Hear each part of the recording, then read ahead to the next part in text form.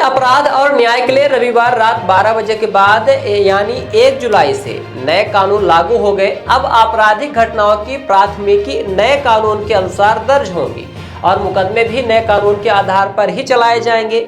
संगीन अपराधियों के लिए मुश्किलें बढ़ेंगी। पीड़ित और गवाहों को धमकी या लालच देकर मामले को प्रभावित करना या कोर्ट से बाहर समझौता करना उनके लिए आसान नहीं रह जाएगा।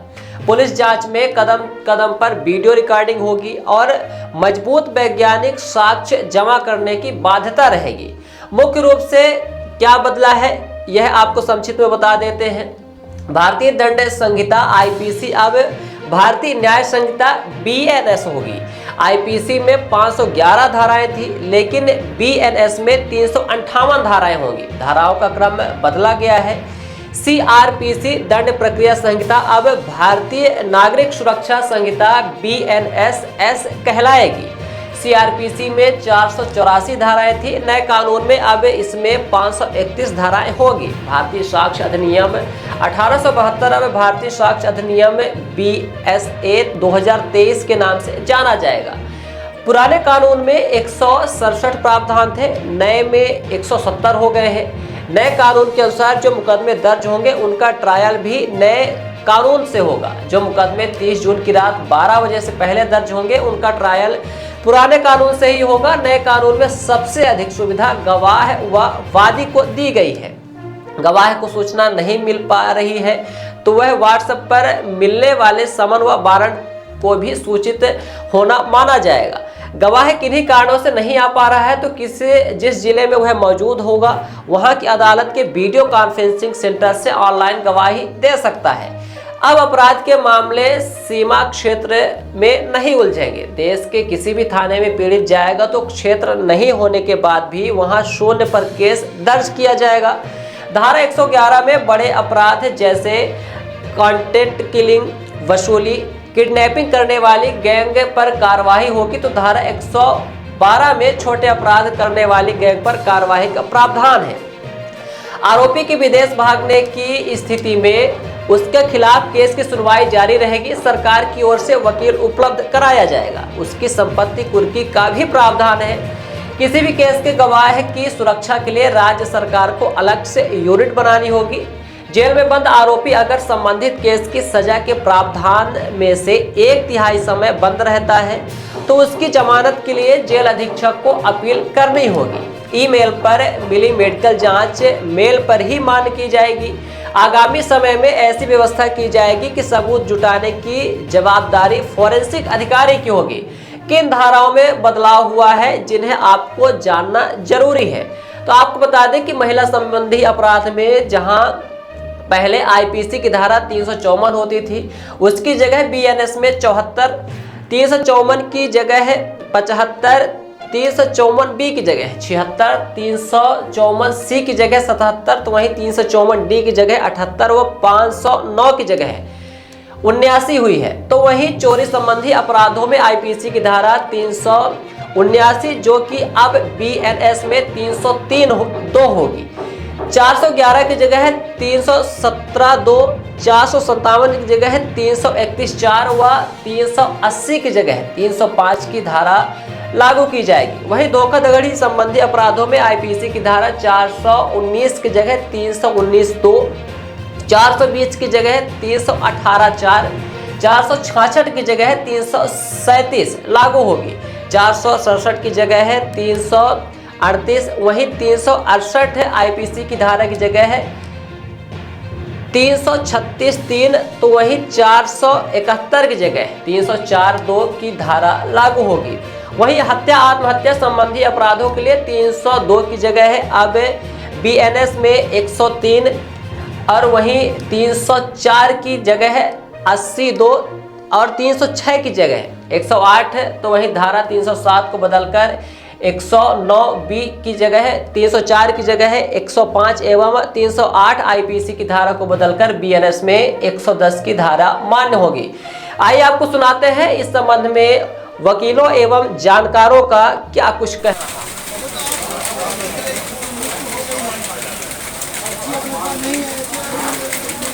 आज की न्यूज भारतीय नहीं आते थे।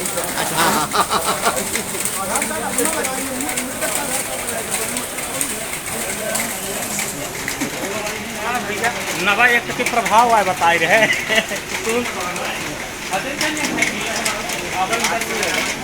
को न्याय इस अवधारणा पर भारतीय चिंतन पर आधारित कानून, जो कि हमारे माननीय जो कानून बनाने वाले जो कानून संसद है, उन्होंने ये कानून अभी पारित किया है जो आज से लागू हो रहा है। और ये सबको सुलभ न्याय मिल सके, सबको आसानी से सुलभ न्याय मिल सके, और न्याय की अवधारणा को लेकर ये बनाया गया है। पहले का जो कानून था वो दंड पर आधारित था, ये न्याय पर आधारित है।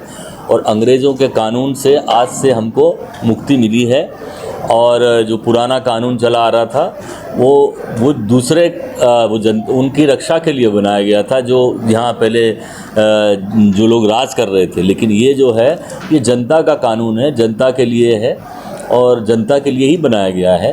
तो निश्चित रूप से इससे जहाँ एक तरफ सुलभ न्याय मिलेगा नागरिकों को, और वहीं पर पुलिस को भी इसको समझने में, जो हम लोगों को लागू करने वाला जो पूरा अमला है, उसके लिए भी बड़ी इसमें बहुत अच्छी चीज़ ये रखी गई है कि बहुत आसानी से समझ में आने वाला, आसानी से पालन करने वाला जो है ये कानून है।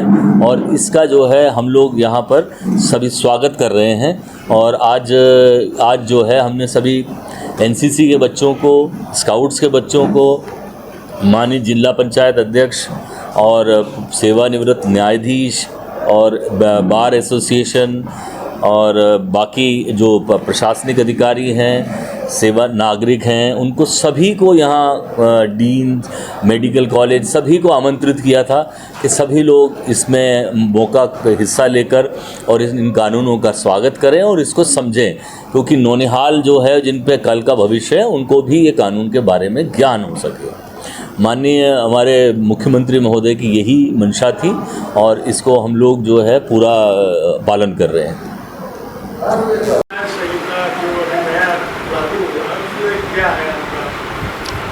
देखिए, उसमें एक मौलिक अंतर है।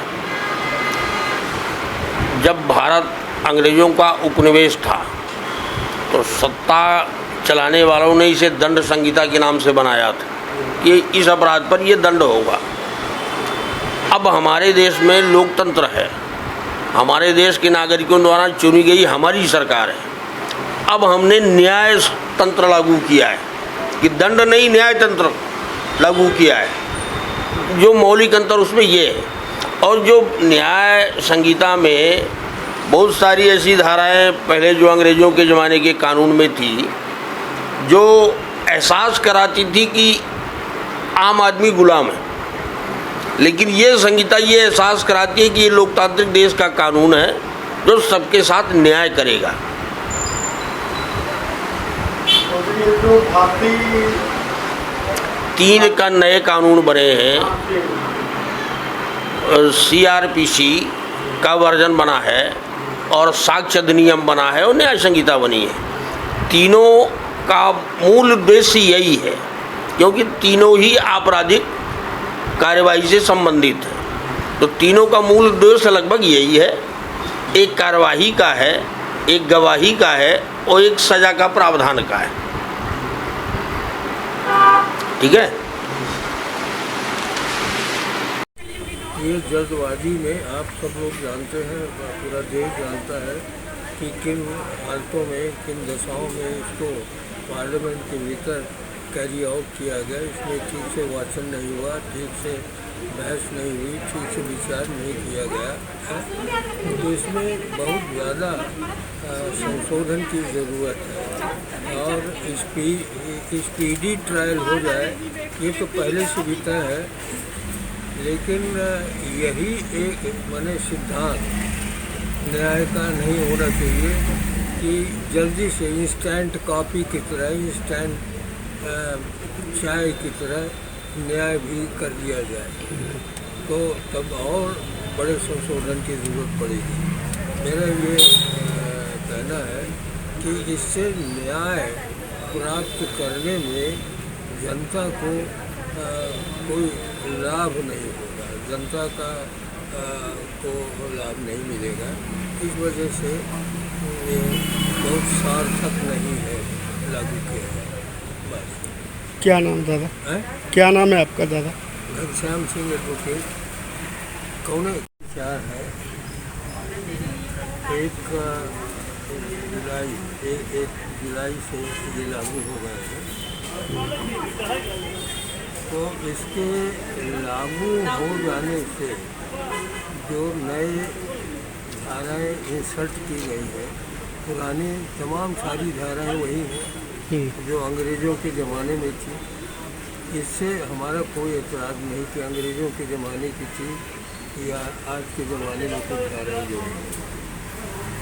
ये जो धाराएँ जोड़ी गई हैं, इसमें ज़्यादा ध्यान इस बात का है कि जल्दी से जल्दी मामलों के फैसले कर दिए जाए, टाइम लिमिट की गई दिखाई गई।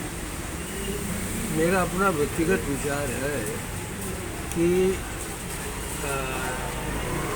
इस तरह के न्याय प्रक्रिया में टाइम का निर्धारण कर देना कि जजमेंट इतने दिनों के भीतर हो जाए, इसमें न्याय मिलने की संभावना और कम हो जाती है। पूरा माने बचाव जो या तो जेल में रहता है, या बचाव माने मुलजिम ये तो जेल में रहता है, उसको कई तरह से अपने बचाव के लिए प्रबंध करना पड़ता है। तो उसके लिए ये काफ़ी मुश्किल, जैसे एक ये धारा कर दिया है, एक अमेंडमेंट है इसमें कि अगर कोई मुलजिम, अभी तो ये ना है कि इन द मुलजिम की उपस्थिति में उसके खिलाफ एविडेंस रिकॉर्ड की जाएगी।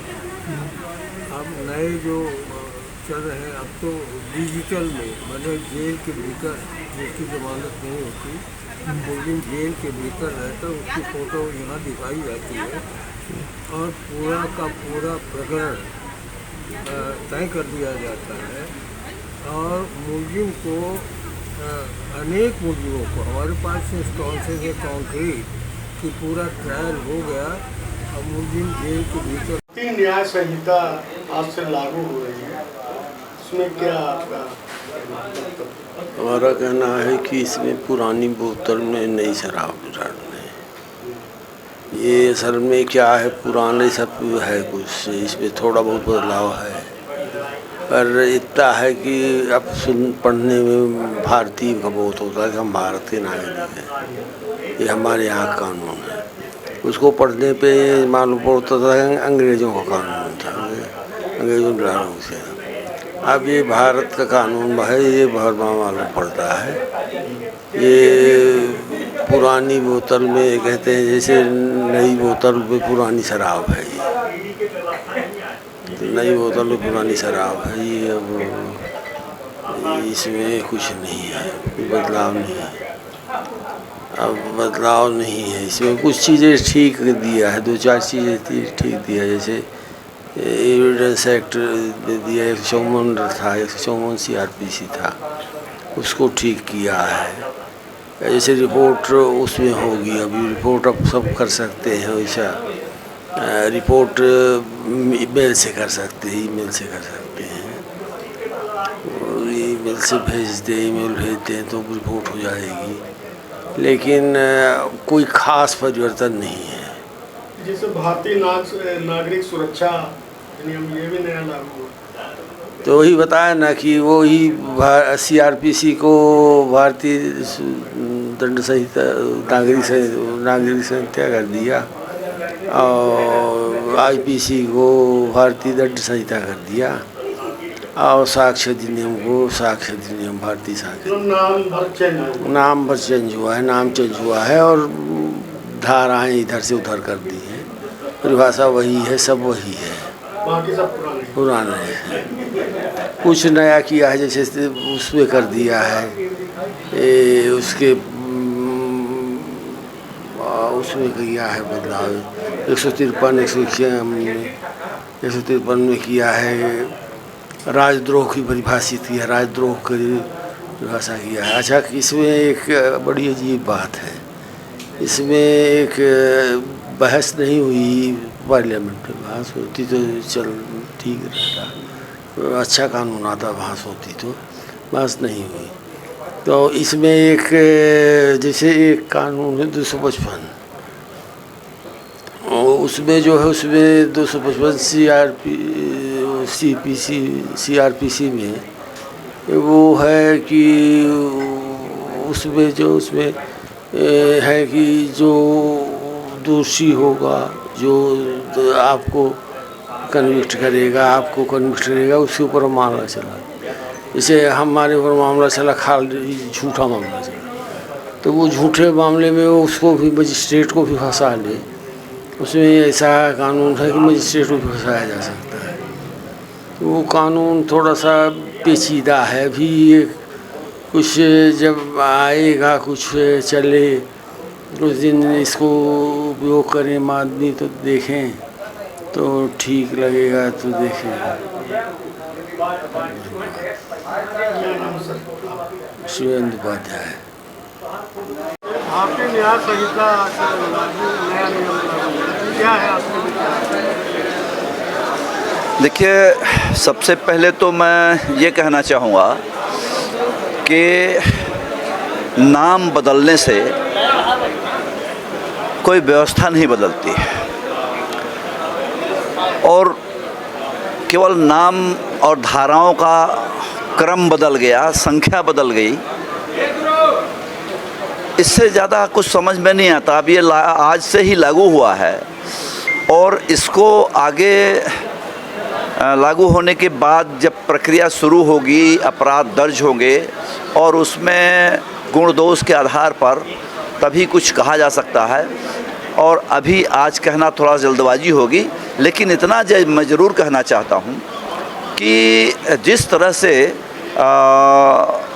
कानून में थोड़ा बहुत परिवर्तन धारा में और उनकी जो परिभाषा है उसमें जो देखने को मिला, उससे जन आंदोलनों को काफ़ी नुकसान होगा, और लोग जन आंदोलन करने पर, जनहित के लिए जो आंदोलन प्रदर्शन तमाम किए जाते थे, विरोध प्रदर्शन होते थे सरकार के खिलाफ, तमाम तरह के, सरकार चाहे जिसकी भी हो, वो उन पर थोड़ा सा बंदिश होगी, और लोग डरेंगे कि पुलिस जो है उनको ऐसे अपराधों में फंसा देगी जिसमें 90 दिन तक पुलिस लगातार उनको अभिरक्षा में रख सकती है, और कभी भी जमानत निरस्त करा सकती है। इस 90 दिन के भीतर अगर उनको जमानत कोर्ट से मिल भी गई तो वो स्थिति है।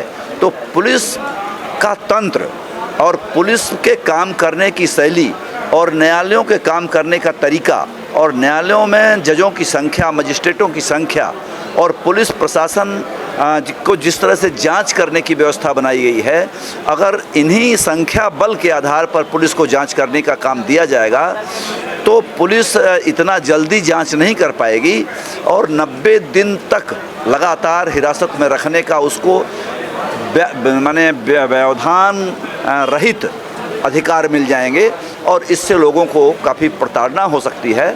तो सबसे पहले तो पुलिसिया तंत्र जो है, पुलिस का जो कार्य शैली है, इस पर बदलाव लाना पड़ेगा, और जब तक सरकार इस पर कोई बदलाव नहीं लाती या इस पर कोई काम अच्छे से नहीं होता, तब तक लगातार लोगों को परेशानी उठानी पड़ेगी। इस पुलिस तंत्र में जिस तरह से पुलिस तंत्र काम कर रहा है, तो कभी तो बदलने की भावना से, कभी आर्थिक दृष्टि से, कभी किसी सवाल को लेकर राजनेताओं के दबाव में जिस तरह से पुलिस काम करती है, इससे लोगों को परेशानी होगी, इससे इनकार नहीं किया जा सकता। वीरेंद्र सिंह, पूर्व अध्यक्ष जिला जन अधिवक्ता संघ रीवा। सर्व सुविधायुक्त नेशनल हॉस्पिटल समान तिराहा रीवा में अब कैंसर का सफल उपचार और ऑपरेशन की सुविधा उपलब्ध है। हमारे यहाँ मिल रहा है आयुष्मान भारत निरामय योजना का लाभ। आयुष्मान जन आरोग्य योजना के तहत सभी प्रकार के मेडिक्लेम की सुविधा उपलब्ध है। हमारे यहाँ लेजर कैंसर, अस्थि रोग, एंडोस्कोपी, लेप्रोस्कोपी एवं प्रसूति रोग का अनुभवी चिकित्सकों के द्वारा उपचार किया जाता है। कैंसर के इलाज एवं ऑपरेशन अब रीवा के नेशनल अस्पताल में उपलब्ध है। नेशनल हॉस्पिटल के संचालक डॉक्टर अखिलेश पटेल के द्वारा उपलब्ध करवाई जा रही हैं सभी सुविधाएं। आयुष्मान से संबंधित किसी भी प्रकार की जानकारी के लिए संपर्क करें मोबाइल नंबर 9691288560 पर या फिर संपर्क करें 7566831551 पर। हमारा पता है नेशनल हॉस्पिटल समान तिराहा रीवा।